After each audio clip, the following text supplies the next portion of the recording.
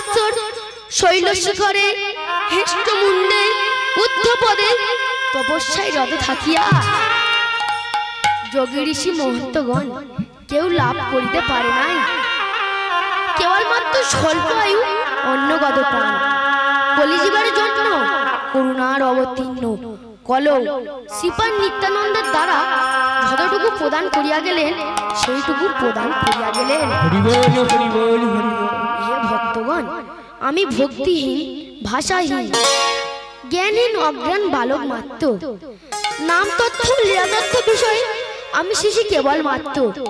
আমার শিশি গুরুদেব শ্রী শ্রী বাবলু কুমার বৈদ্য তাহার চরণে কলির প্রাবণ আশীর্বাদ হংস ক্ষীরাম্ব মাধ্যা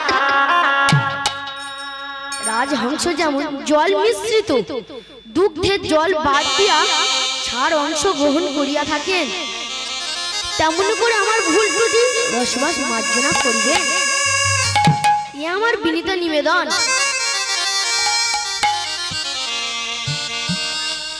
আজ শ্রীধাম বৃন্দাবনে যত রাখাল শোনে খেলিতেছিলেন শ্যাম,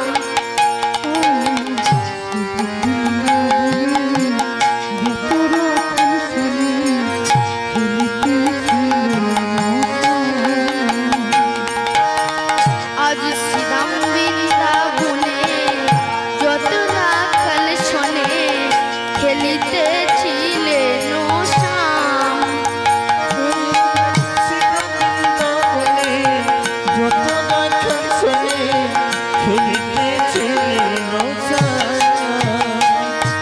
তখন হাসিয়া হাসিয়া কহিছে আসিয়া,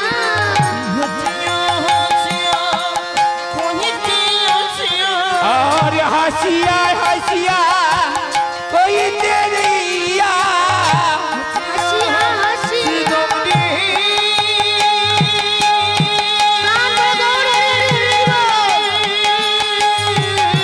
হরি বল হরি বল।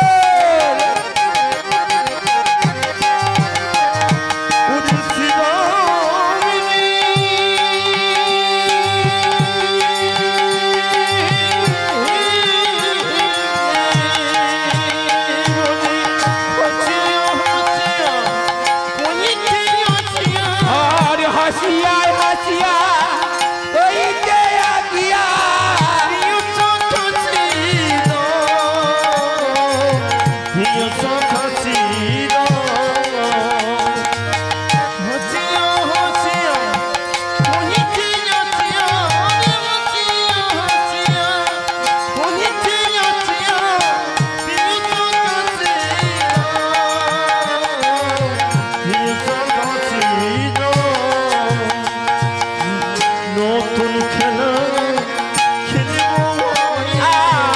নতুন খেলা খেলবো ভাই রে, নতুন খেলা খেলবো, আজ নতুন খেলা খেলবো ভাই রে, পুরানো খেলা ভালো লাগে না, নতুন খেলা খেলবো রে, পুরাতন খেলা খেলবো না ভাই, নতুন খেলা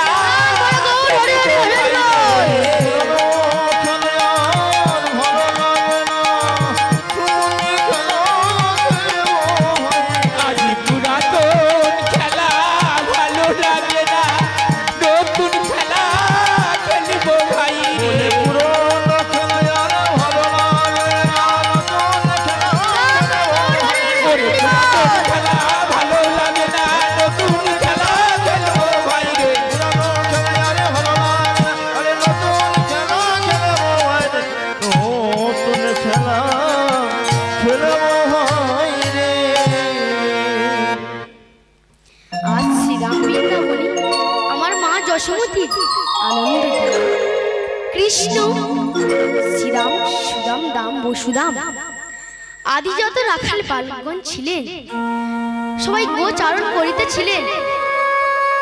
এমতো সময় শ্রীরাম এসে বলছে, কানাই কানাই, আরে এই কানাই, বলো বলো, আর আমি মনে মনে স্থির করেছি কানাই, পুরাতন খেলা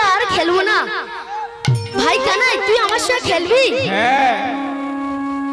কানাই বলছে সে কি খেলা রে শ্রীরাম? শ্রীরাম বলছে কানাই শুনবি? বলো বলো। তবে শোন শোন বলছি।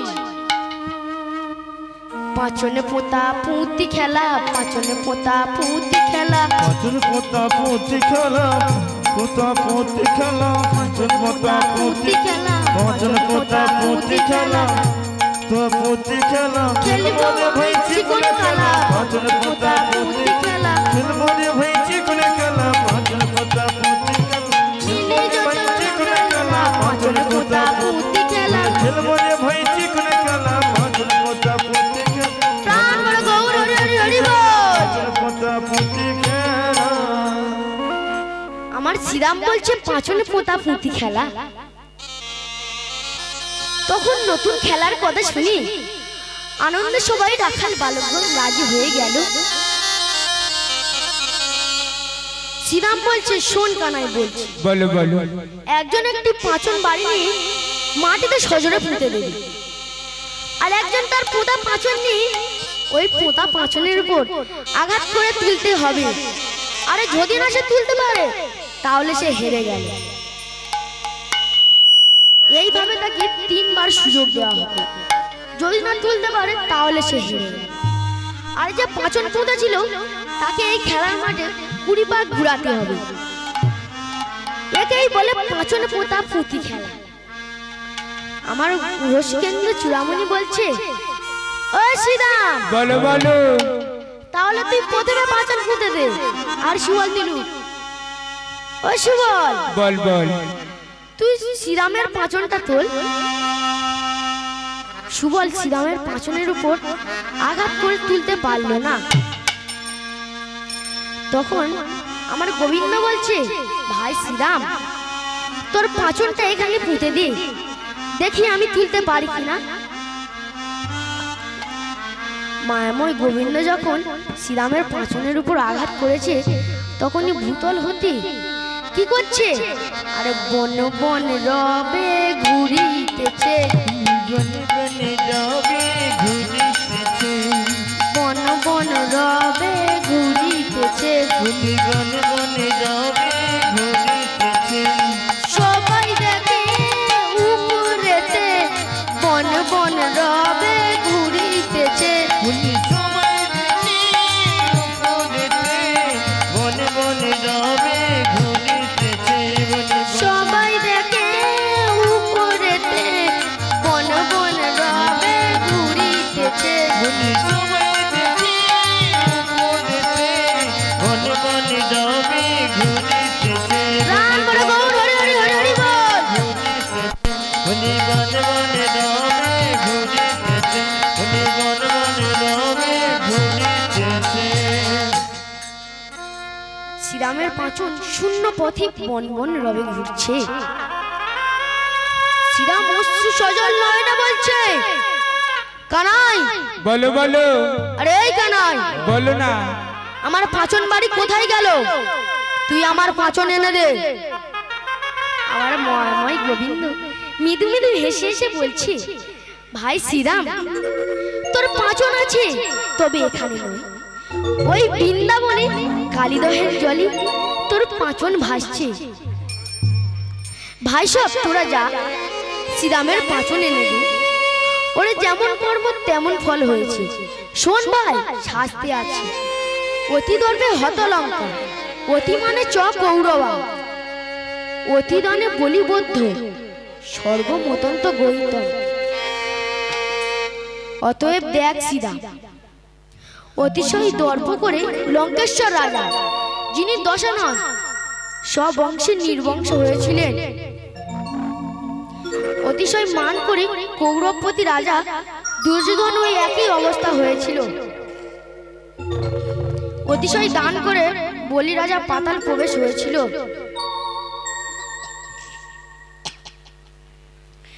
শ্রীরামের অহংকার হয়েছিল, তাই ওর পাঁচন বাড়ি আর তাদের কাছে পড়ল না। শ্রীরাম বলছে কানাই, আমার অন্যায় হয়েছে কানাই, তুই আমার পাঁচন বাড়ি এনে দে কানাই, আমার দোহাই লাগে কানাই, তুই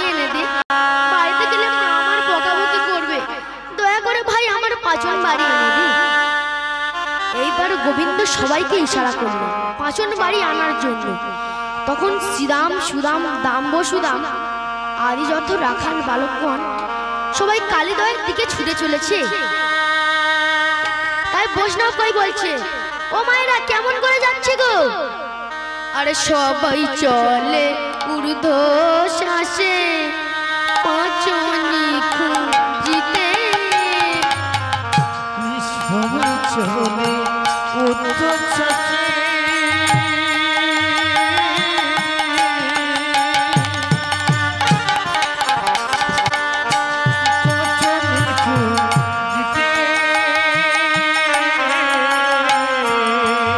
সবাই চলে ঊর্ধ্ব শ্বাসে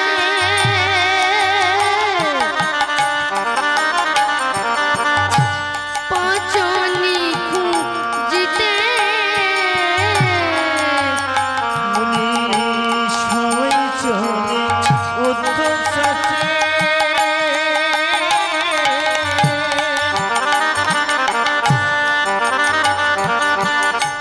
পাঁচনে খুঁজিতে। হরি বল হরি বল।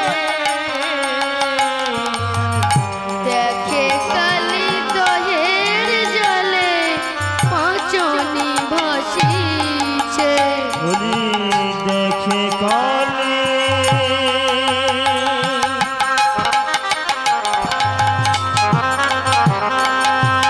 দহির জলে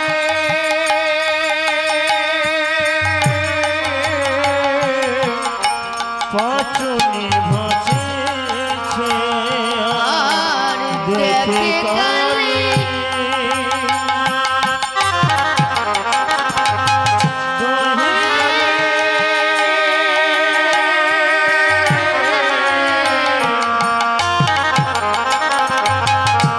পাঁচনি ভাসিছে।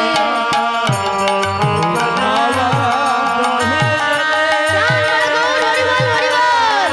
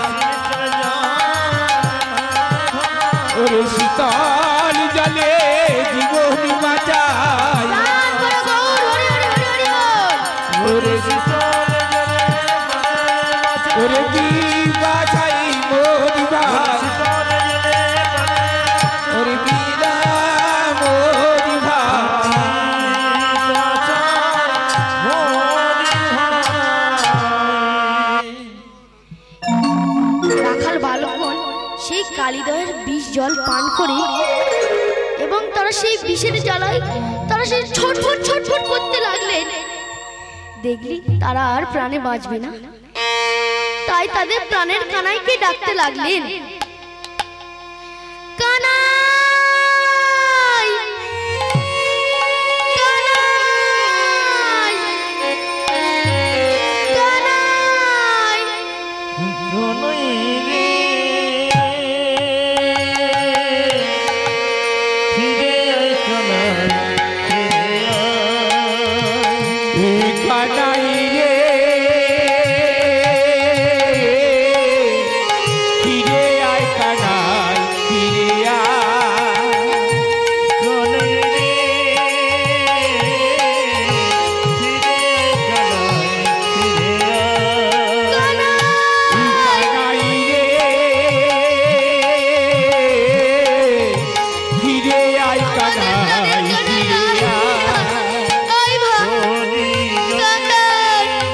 কানাই।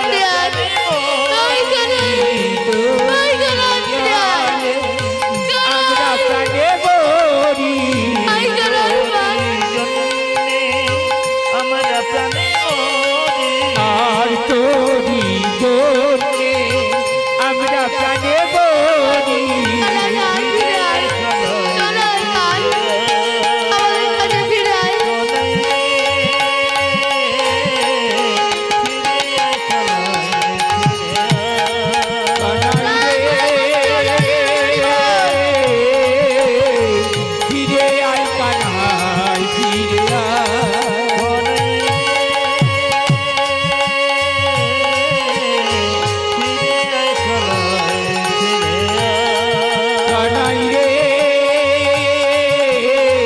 ফিরে আয়, কানাই ফিরে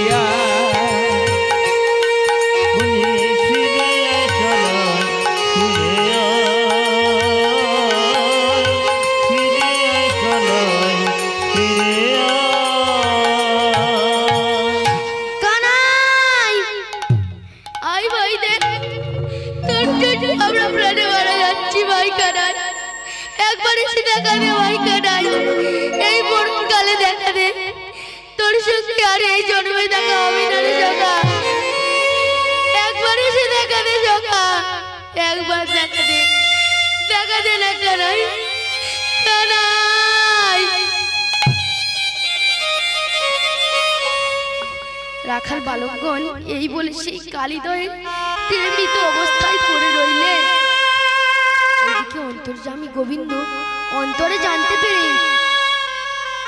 কালো নাগের প্রতি অতিশয় ক্রোধান্বিত হলেন, কারণ ব্রজ রাখাল নয়, ওই দহের উপর দিয়ে যদি কোনো পক্ষী উড়ে যায় তাহলে তারা সেই বিষের তেজে ছটফট করতে করতে প্রাণে মারা যায়।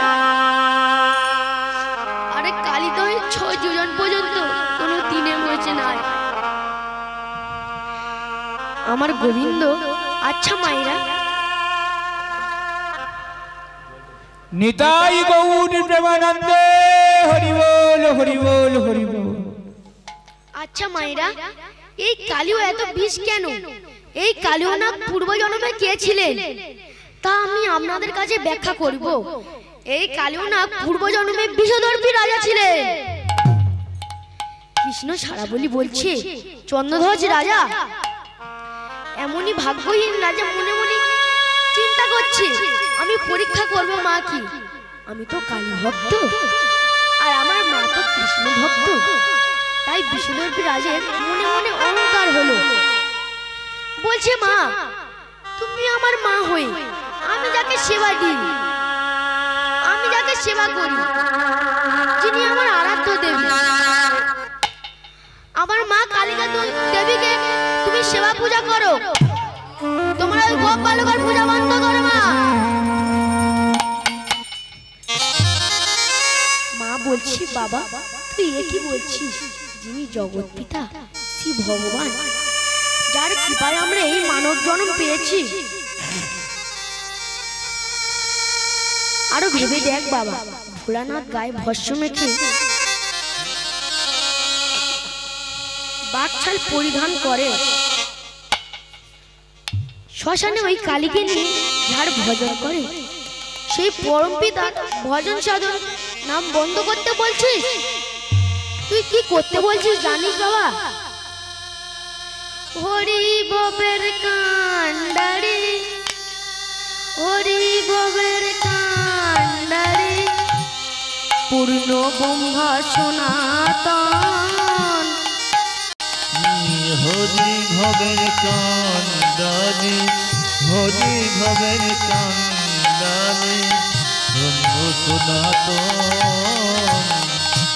হরি ববের কান্ডারি, হরি ববের কান্ডারি, ব্রহ্ম সনাতন। হরি ভবের কান্ডারি, হরি ভবের কান্ডারি, ব্রহ্ম সনাতন।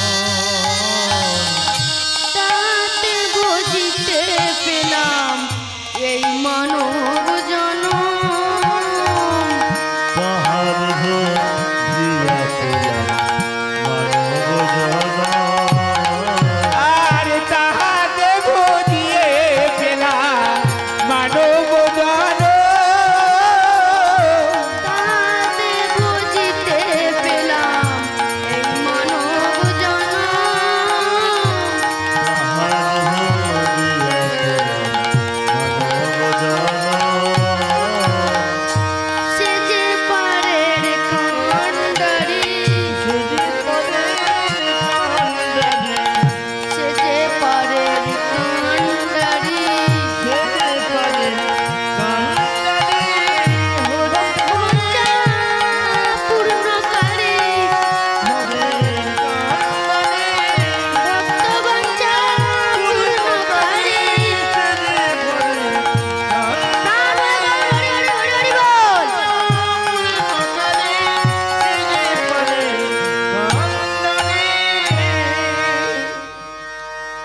মা, তুমি আবারও বলছি, তুমি ওই গোপ বালকের নাম ছেড়ে দাও, না হলে তোমাকে জননী বলে স্বীকার করব না। মা, মা বলছে রে মূর্খ রাজা, তুই আমার গর্ভে জন্মগ্রহণ করেছিস এবং আমার বুকের রক্ত দিয়ে তোকে পালন করেছি। আজ বড় হয়ে আমার রাজ সিংহাসনে বসে আমার ধর্ম ঐশ্বর্য ভোগ করছিস। বাবা, আমি কৃষ্ণ ভজন সাধন ছাড়া অন্য কোনো ভজন করতে পারবো না। তোরা এই অন্যায় পাশবিক আদেশ আমি মানতে পারবো না। বিষদর্পী রাজা বলছে, মা তবে তুমি এইখানে মরে দেখি কে তোমাকে রক্ষা করে, তোমার এই গোপ বালক কৃষ্ণ। এই বলে পাপিষ্ঠ রাজা মা জননীকে কারাগারে আবদ্ধ করে রেখে দিলেন। এবং কিছুদিন পর গতিকালে কুটিল চক্রে দিন কেটে গেল। আর মা এদিকে আমার সেই কারাগারে অনিদ্রায় অনাহারে থেকে থেকে সেই কারাগারের মধ্যে প্রাণ ত্যাগ করলেন। আর মা আমার মারার আগে এই অভিশাপ দিয়ে গেলেন, তুই আমার গর্ভে জন্মগ্রহণ করেছিস আর আমাকে খেতে দিলি না, যা আমি তোকে অভিশাপ দেব, তোর অন্নশূল ব্যাধি হবে। যে অন্ন আমাকে খেতে দিলি না সে অন্ন জীবনে কোনোদিন তুই খেতে পারবি না। এই অভিশাপ দিয়ে মা আমার সেই কারাগারের প্রাণ ত্যাগ করলেন। আর এদিকে গতিকালে কুটির চক্রে দিন কেটে গেল। কিছুদিন পর আর মাতি অভিশাপে পরি মহাপাপে শুন রোগাইল দেহে। মুনি মতে অভিশাপে পরি মহাপাপে শুন রোগাইল দেহে। মাতি অভিশাপে পরি মহাপাপে শুন রোগাইল দেহে। আর বাকি অভিশাপে করি মহাপাপে শুল গাইল দেগে। অশেষ যন্ত্রণা সইতে পারে না, অশেষ যন্ত্রণা সইতে পারে না। আর অশেষ যন্ত্রণা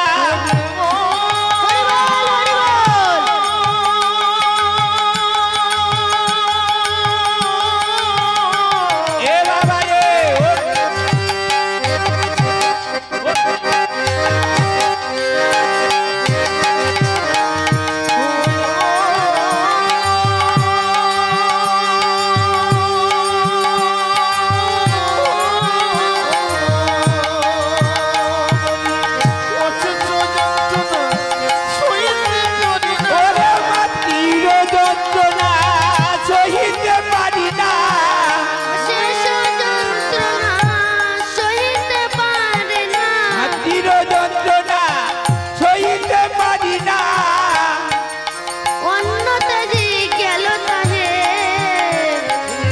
অন্যতা যে গেল তাহে মনে পচেছো যন্ত্রণা সইতে তারপরে গৌর হরি হরি হরি হরি বল সইতে পারি না শুনে যাইল দেহে শুনে যাইল দেহে আমি এ যন্ত্রণায় সইতে পারি না আর এ যন্ত্রণা সহিতে পারি না যন্ত্রণায় সইতে পারি না আমি এ যন্ত্রণা সহিতে পারি না অন্য আমার গেল যে এ যন্ত্রণা সহিতে পারি না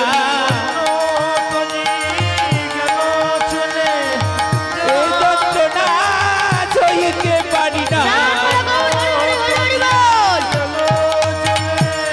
এ যন্ত্রণা সহিতে পারি না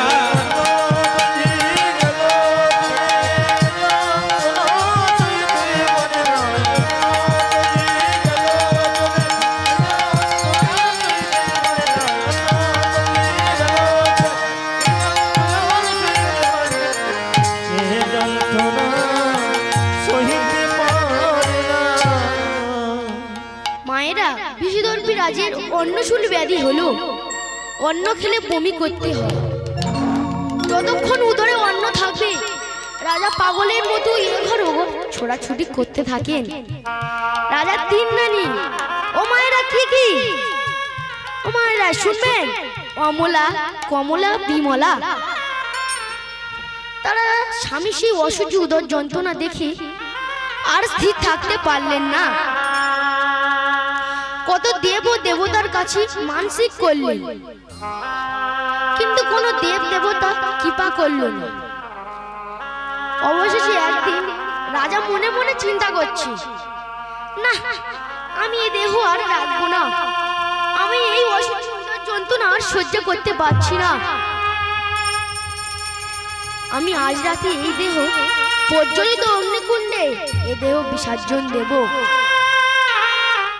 এই বলে রাজা গভীর রজনীতে তিন রানীর অলক্ষ্যে নির্দিত অবস্থায় রেখে কি করলেন শয্যা ত্যাগ করে চলে গেলেন সেই সময় রাজার অসহ্য উদর যন্ত্রণা আরম্ভ হলো সরাসরি যন্ত্রণায় থরথর করে কাঁপছে বিষদর্পী রাজা ভাবছে হায় রে মহাপাপী বিষদর্পী তুই অহংকারে বশবর্তী হয়ে যে মায়ের গর্ভে জন্ম করলি সেই মাকে তুই খেতে দিলি না তাকে তুই অনাহারে মারলি এই তোর উপযুক্ত শাস্তি হয়েছে প্রভু গো আমার অন্যায় হয়েছে প্রভু আমি তোমার ভজন সাধন নাম সংকীর্তন না করে যে ভুল করেছি প্রভু তাই জীবনের শেষ সময়ে এই প্রজ্বলিত অগ্নিকুণ্ডে এই দেহ পোড়ানোর আগে তোমার নাম আমি করতে চাই বিষদর্পী শুষ্ক কাষ্ঠ করিয়া চয়ন পাথরে পাথরে ঘষি জ্বালিল আগুন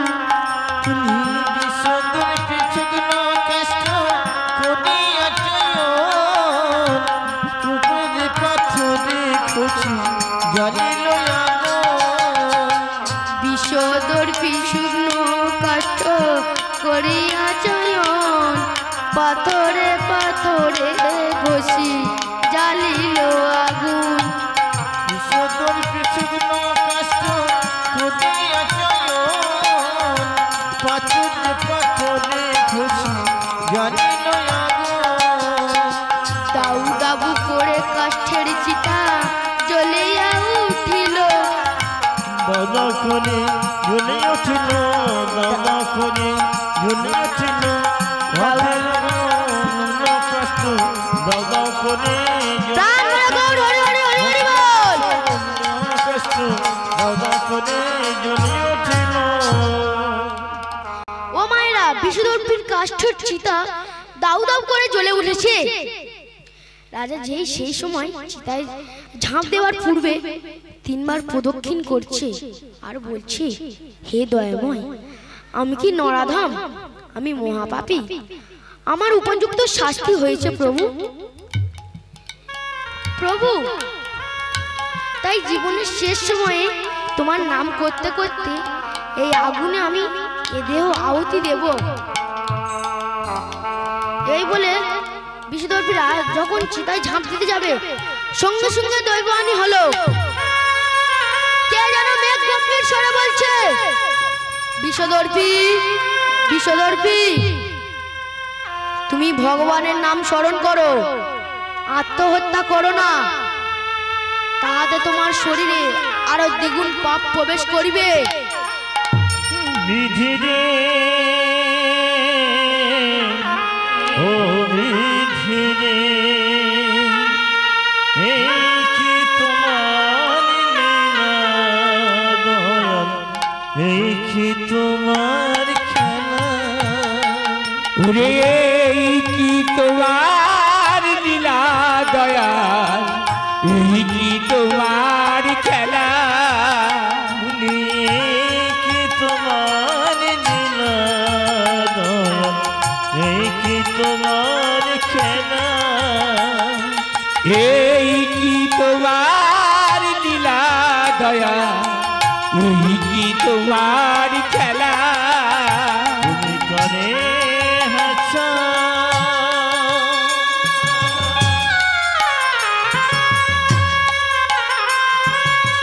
করে কদা, প্রাণ ভরে গৌর হরে হরে করে হাসা করে কদা।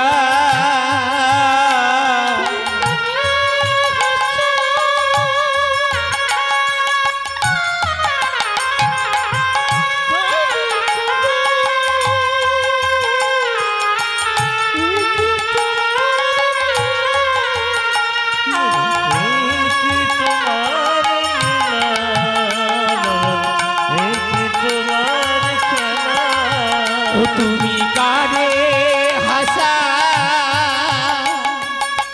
কারে কাঁদা, এই কি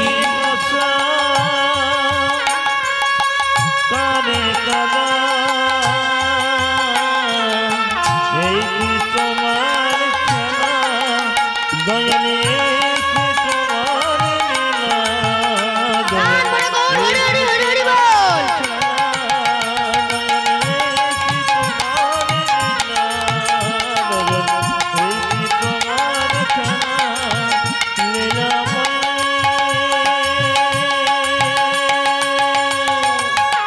হরি বল হরি বল হরি বল।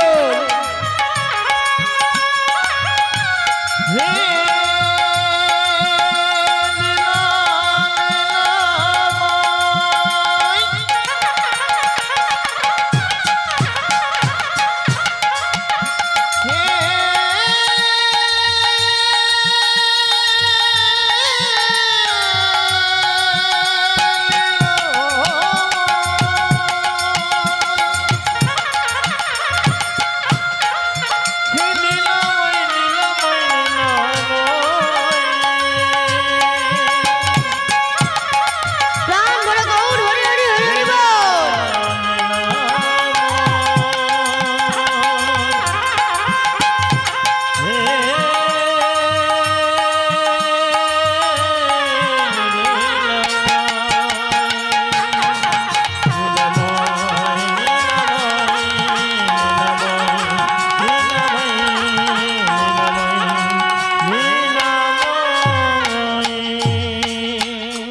বিষদর্পী সেই দৈববাণী শুনে আত্মহত্যা না করে ভগবানের কথা শুনছে। আর আমার ভগবান বলছে, বিষদর্পী, বলো বলো। তোমার যে শূল রোগ হয়েছে তা তোমার সেরে যাবে, তবে আমার কথা শোনো। এই বনের অনতি দূরে একটি বৃক্ষ শাখে দুটো যুগ্ম কপত কপতি আছে। তুমি যদি কপত কপতি ধরে পুরা মাংস খেতে পারো, তাহলে তোমার রোগ সেরে যাবে। এই কথা বলে সেই দৈববাণী অদৃশ্য হইয়া গেল। অদৃশ্য হইয়া গেল সেই না দৈববাণী, অদৃশ্য হইয়া গেল সেই না দৈববাণী, অদৃশ্য হইয়া গেল সেই না দৈব বাণী এদিকে কপত কপত লাগি চল নিপমনি কপত কপতি লাগি চল নিপমনি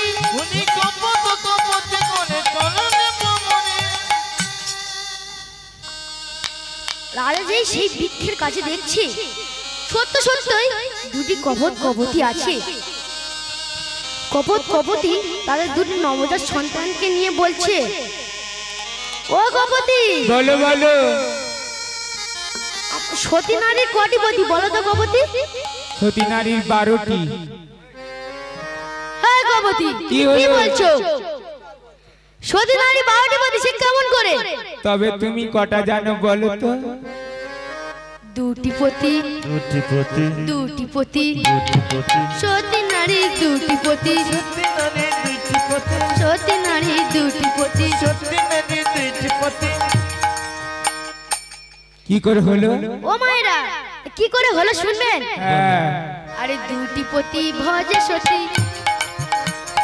দুটি পতি ভজে সতী দুটি পতি ভোজে সত্যি সতী নারী দুটি পতি সত্যি নারী দুটি পতি সতী নারী দুটি পতি সত্যি নারী দুটি পতি। ও মায়েরা বলো বলো কপত বলছে দুটি পতি কি করে হলো? আর আমি শাস্তে পাচ্ছি 5টি পতি। হ্যাঁ সেইটা বল। তা কেমন করে শুনবেন? শঙ্খ সুর লৌহ সুর আর সিঁদুর আর হচ্ছে গিয়ে জগৎপতি আর নিজপতি এই নিয়ে হচ্ছে গিয়ে 5টা পতি। আচ্ছা মায়েরা আপনারা জানেন সিঁদুর কোথা থেকে হয়েছে? আমি বলে দিচ্ছি রক্তাসুরের রক্ত থেকে। আবার শাস্ত্রেও বলেছে যখন শ্রীকৃষ্ণ সর্পরূপ ধারণ করেছিলেন তখন রাধারানী আমার ময়ূর রূপ ধারণ করেছিলেন এবং রাধারানীর সঙ্গে সেই শ্রীকৃষ্ণের সেই কি যুদ্ধ, সেই যুদ্ধে শ্রীকৃষ্ণের গায়ে রক্ত রক্ত ভরে গেল আর আমার শ্রীকৃষ্ণের রক্ত থেকে সেই সিঁদুরের সৃষ্টি। এইবার কপতের লক্ষ্য পড়ল সেই রাজার দিকে। আচ্ছা মানে লোহাটা কিভাবে আসলো? লৌহ সুরের থেকে সৃষ্টি লৌহ।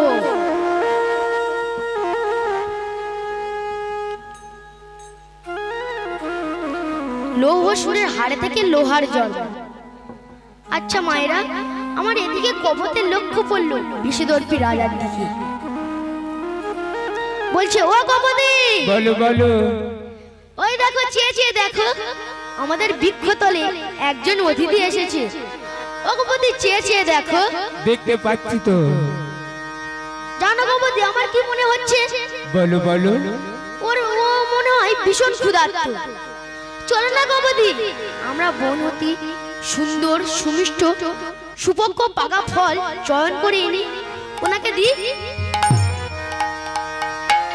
এদিকে বিষদর্পী রাজা এ কথা শুনে মনে মনে হাসছে। ওই কপত যখন আমাকে খেতে দিতে আসবে ওই পাখি দুটিকে ধরে আমি পোড়া মাংস খাবো। এই বলে রাজা সেই শিকার ধরা বাঘের মতো চুপ করে বসে রইলেন।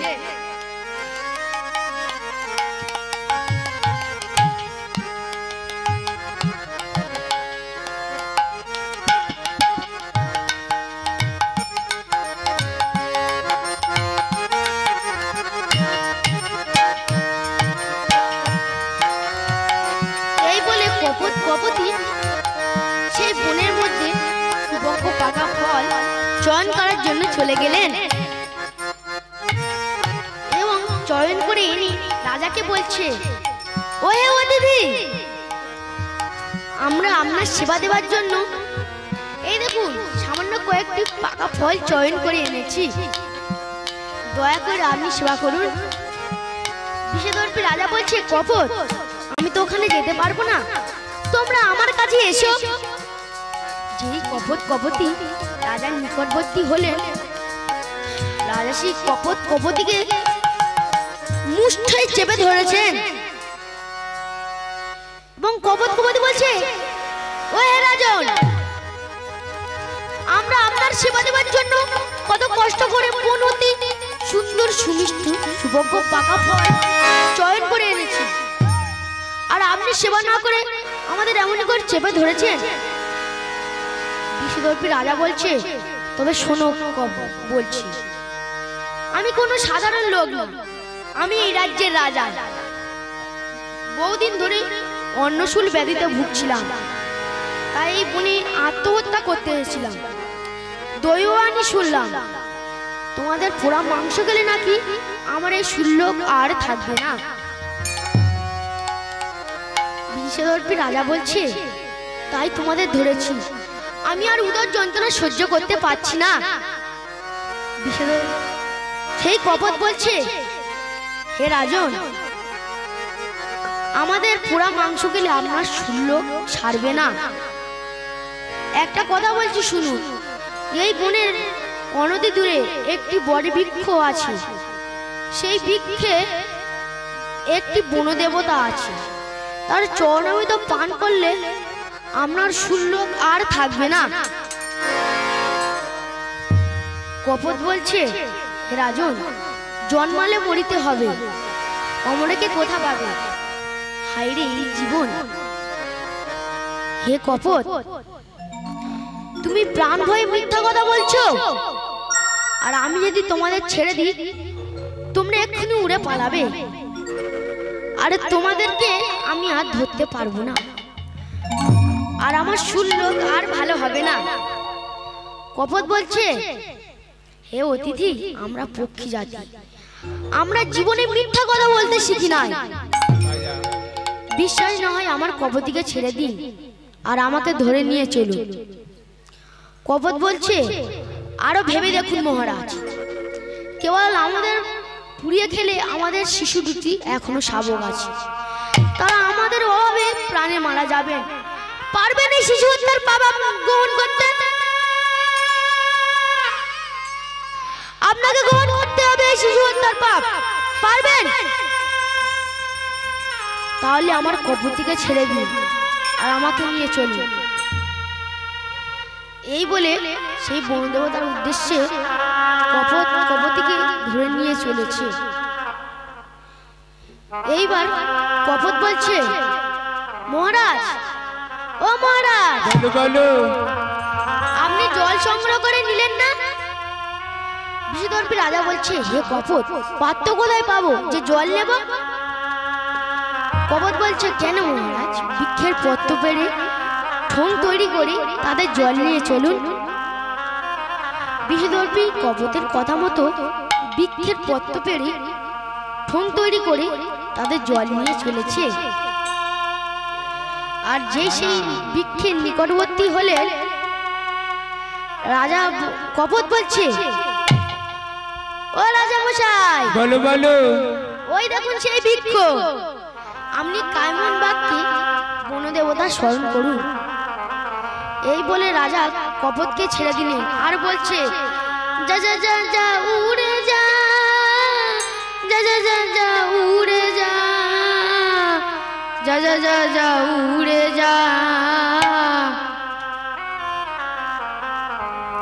যা যা যা যা উড়ে যা,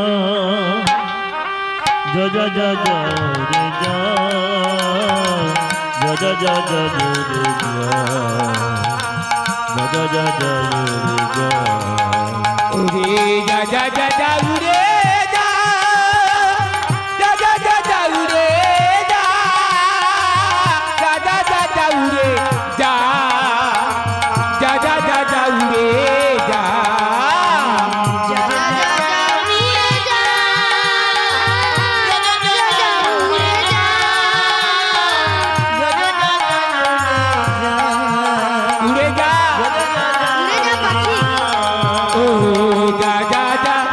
উড়ে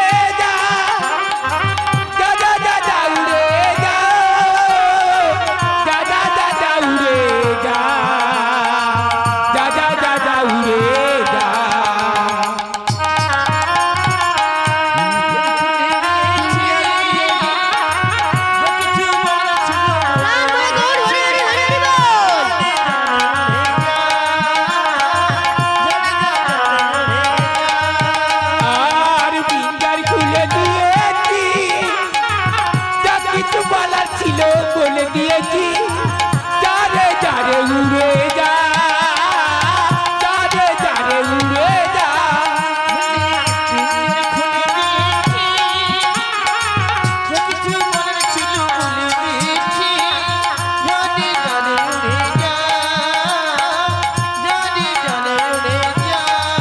ওরে পিঞ্জার খুলে দিয়েছি যা কিছু বলার ছিল বলে দিয়েছি যারে যারে উড়ে যা যারে যারে উড়ে যা যারে জানি না কাছে যা যারে জানি না গগনে যা আর যারে জানিল আকাশে যা যারে জানিল গগনে যা যারে জানি না কাছে যা যারে জানি না গগনে যা ওরে যারে জানিল আকাশে যা যারে জানিল গগনে যা বলি সোনার পাখি লোয়ার খাঁচায় বন্দি কি রাখা যায় সোনার খাঁচি লোয়ার খাঁচায় বন্দি রাখা যায় সোনার পাখি লোয়ার খাঁচায় বন্দি কি রাখা যায় সোনার পাখি লোয়ার খাঁচায় বন্দি রাখা যায়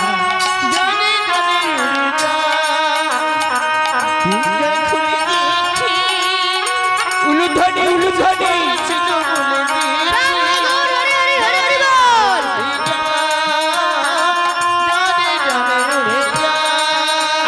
আর পিঞ্জার খুলে দিয়েছি যা কিছু বলার ছিল বলে দিয়েছি যারে যারে উড়ে যা যারে যারে উড়ে যা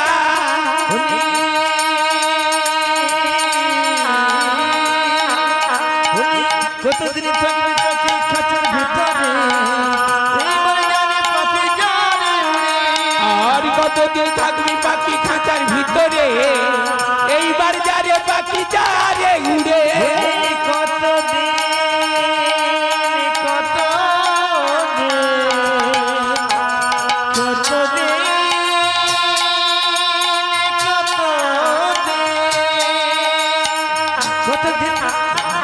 কতদিন থাকবে পাখি খাঁচার ভিতরে এইবার জানে পাখি জানে উড়ে কতদিন থাকবি পাখি খাঁচার ভিতরে এইবার যারে পাখি যারে উড়ে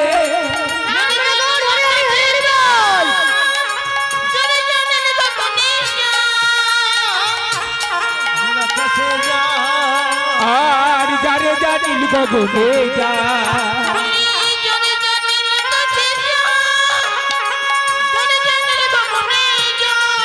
আর যারে জানিল আকাশে যা যারে জানিল গগনে যা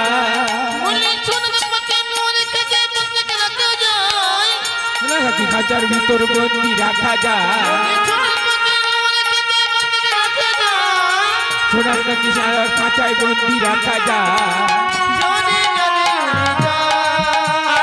আর পিঞ্জার খুলে দিয়েছি যা কিছু বলার ছিল বলে দিয়েছি যারে যারে উড়ে যা যারে যারে উড়ে যা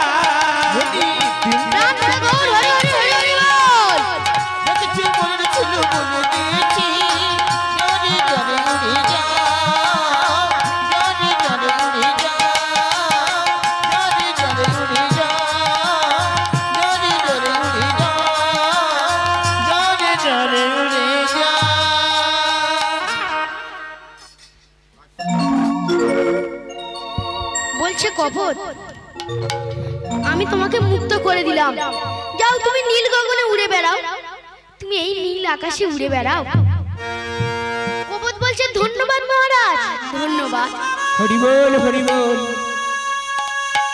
এই বলে রাজা সেই বনদেবতার স্মরণ করতে লাগলেন এবং বনদেবতাকে বলছে হে বনদেবতা তোমার একটি চরণ বাড়াইয়ে দাও তখন বিষদর্পীর কথা মতো বনদেবতা একটি চরণ বাড়াইয়ে দিল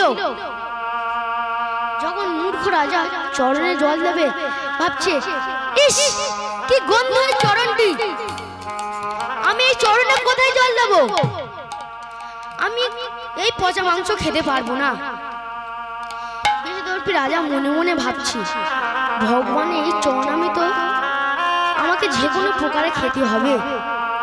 তাই বিষদর্পী রাজা মনে মনে ভাবছে, বনদেবতার এই চরণটি পচা, আর একটি চরণ মনে হয় ভালো আছে। তাই বিষদর্পী রাজা বনদেবতাকে বলছে, বনদেবতা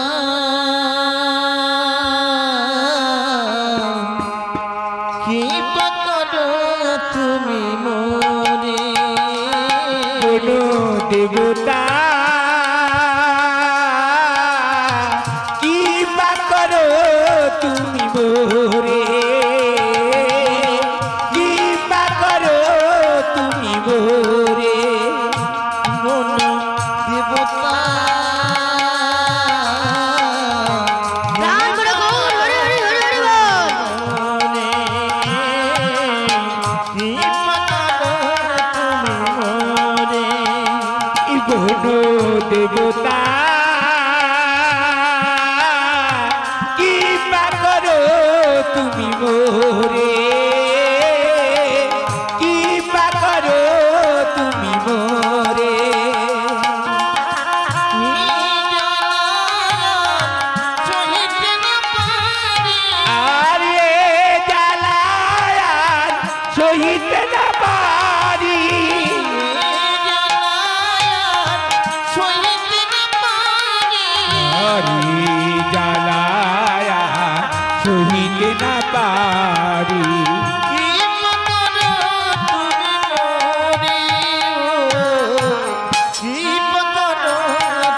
প্রাণ বড় গৌর, হরি হরি হরি হরি বল।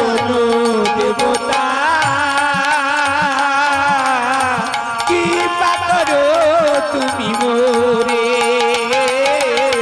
কৃপা করো তুমি মোরে। দেবতা কৃপা করো তুমি মোরে, কৃপা করো তুমি মোরে। দেবতা কৃপা করো তুমি মোরে, কৃপা করো তুমি মোরে। মনে এ জ্বালায়া সহিতে না পারি, আরে জ্বালায়া সহিতে না পারি।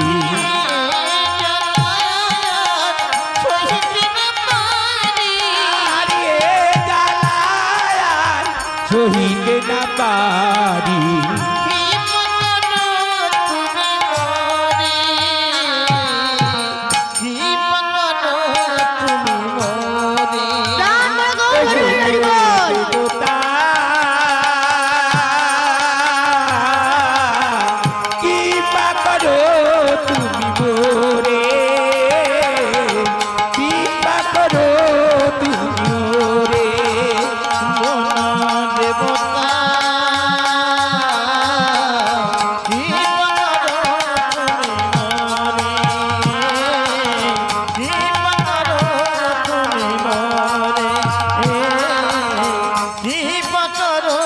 তুমি মোরে।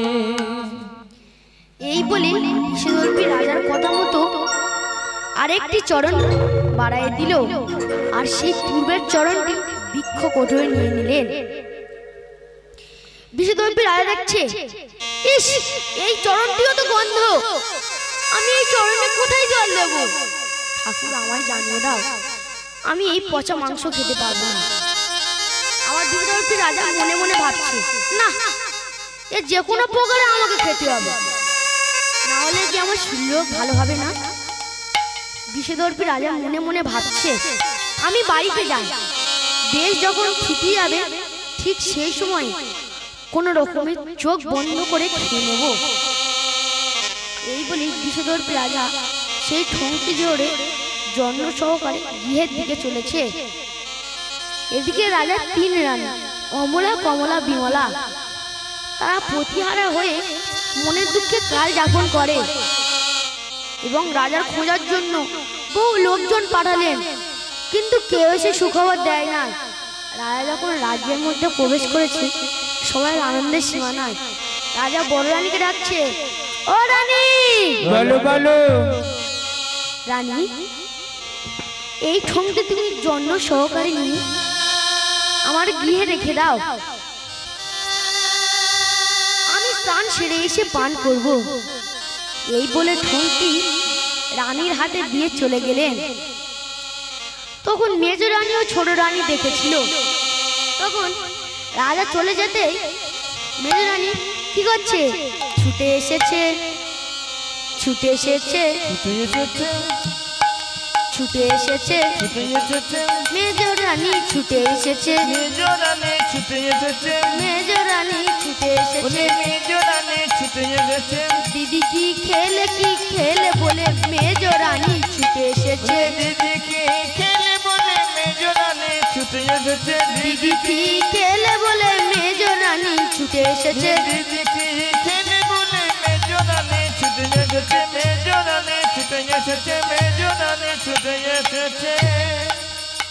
ও দিদি, কি হলো? ও বর্দি, বলো বলো। বহুদিন পর রাজা গিয়ে এসেছে। আমার অলক্ষ্যে কি যেন তোমাকে দিল, তা আমরা দেখলাম, তা তুমি খেলে দেখলাম। ও দিদি, বলো বলো। বলো না, রাজা এতদিন পরে গিয়ে এসে কি জিনিস এনেছে? ও দিদি, নিশ্চয়ই কোনো ভালো জিনিস, আমাকে একটু দাও না দিদি। বড় রানী মৃদু মৃদু হেসে বলছে, ওরে মেজো, বলো বলো। ওরে ও এমন কিছু নয়। রাজা নিজের অসুখের জন্য কোন বনে সাধনা করে বনদেবতার চরণামৃত এনেছে, তা আমার কাছে দেখি স্নান করতে গেছে। তা তো জানো আমার কেমন উদর যন্ত্রণা হয়, তাই আমি একটু পান করেছি। তুই যেন বলে দিস না। মেজরানি বলছে, না দিদি আমি বলবো, তবে দিদি আমাকে একটু দাও দিদি, নাহলে বলে দেবো। মেজরানি বলছে, ও দিদি তুমি তো জানো আমার কি ধরনের মারাত্মক ব্যাধি, চোখের যন্ত্রণা হয়, এর নাম শিরপীড়া, তাই বলছি দিদি আমার একটু দাও। তাই বড় রানী বিপদে পড়ে যেটুকু থিতিয়েছিল মেজরানির হাতে ঢেলে দিলেন। সেই দেখে আবার ছোট রানী ছুটে এসেছে, ছুটে এসেছে, ছুটে এসেছে, ছোট রানী ছুটে এসেছে, ছোট রানী ছুটে এসেছে, দিদি কি খেলে বলে ছোট রানী ছুটে এসেছে, দিদি কি খেলে বলে ছোট রানী ছুটে এসেছে।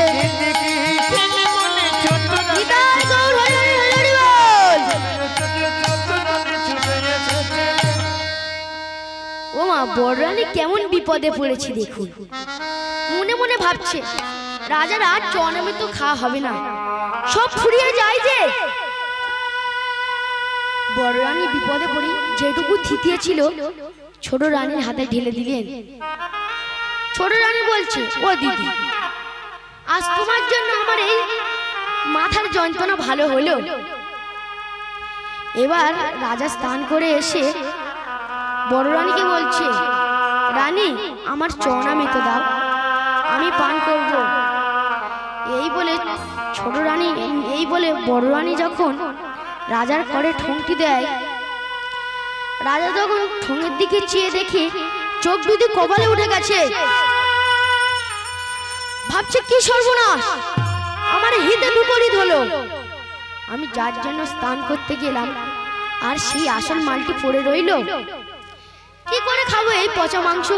না, আমি এই পচা মাংস খেতে পারবো না। এই বলে রাজা সেই চরণামৃত মাথায় স্পর্শ করে অবজ্ঞা বড় দূরে ছুঁড়ে ফেলে দিলেন। সেই সময় ভগবানের চরণামৃত ধুলাই পড়ে যায় দেখে কি করলেন? ছোঁয়া মেরে নীল তুলি বিষ্ণুপদ বিষ্ণুপদ